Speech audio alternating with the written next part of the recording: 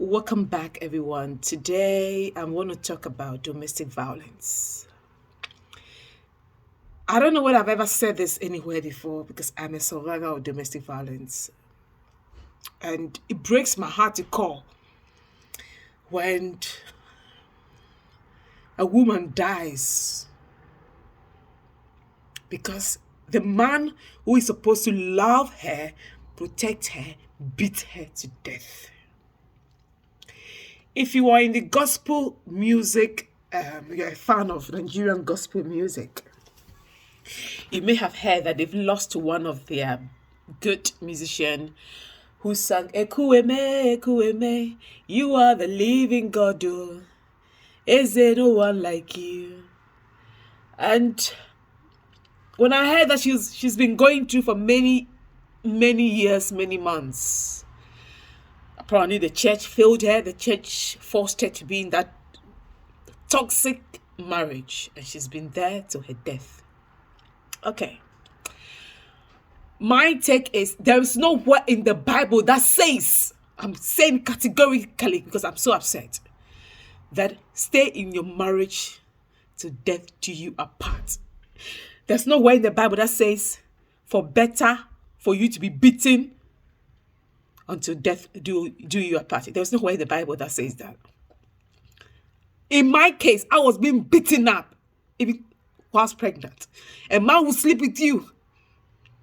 You get pregnant. All he does is have an abortion. When you said no, you become his fortune back.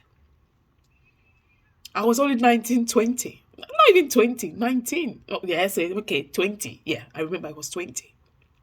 It was only my granddad who was listening to me.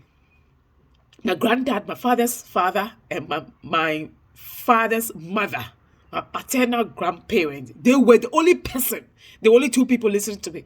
Nobody else was listening to me. I was crying out, telling them, this guy is beating me, beating me. Everybody says, yeah, you also have sharp mouth. You also know a good person. You also have sharp mouth. You also know a good person.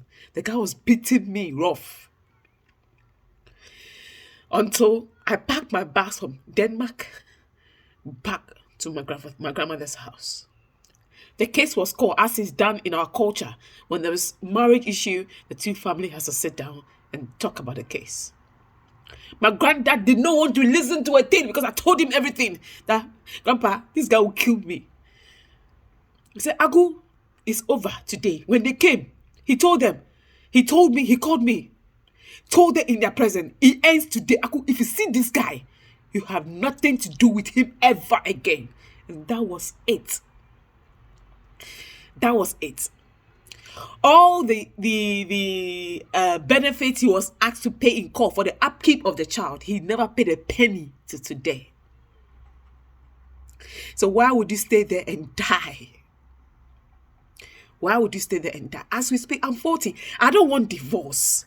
But the moment someone starts hitting me, you know, when you've gone through something before, you become so passionate, you're so aggressive over it. If any man touches me, there'll be two things involved. An ambulance to come and carry that man in a body bag, and the police coming for me, handcuff me, and send me to jail for murder inquiry. I'll kill any man that tries me. I'm no more a teenager. I'm no more a child anymore. For any man to lay his filthy hands on me and hit me to death. And I thank God that I'm alive today. Otherwise, I wouldn't be here. Those that were not listening to this woman, now she's gone. What have you got to say? I am a survivor of domestic violence. Nobody believed me. Nobody believes my granddad, my grandmother. They said, you are not going to in that marriage anymore. It ends today. We will use our pension money to take care of you and the child. So if you are in any abusive marriage, fuck that marriage. Sorry about my language. I'm so upset. F that marriage. Pack it and go. Pack it and go. Pack it and go. There's nowhere in the Bible that says a divorcee will not make it to heaven. There's nowhere in the Bible says God will not have favor, God will not have mercy on you when you are divorced. Please, do not let our pastors. Look, you can separate Whilst you take therapy, you can separate. Whilst you take counselling, let's see if it works. The moment you see the sign that no, this guy hasn't changed, don't go back. Stay a divorcee. Let society call you names. Let society say you are not a marriage material. It's you the bad person. Yes, me, I'm a bad person. I'm proud to be a bad person. But God has transformed me to this level. Let anyone try me. Guys, to my women, your life is only one. We only have one life. Don't let anyone mash your life into pieces.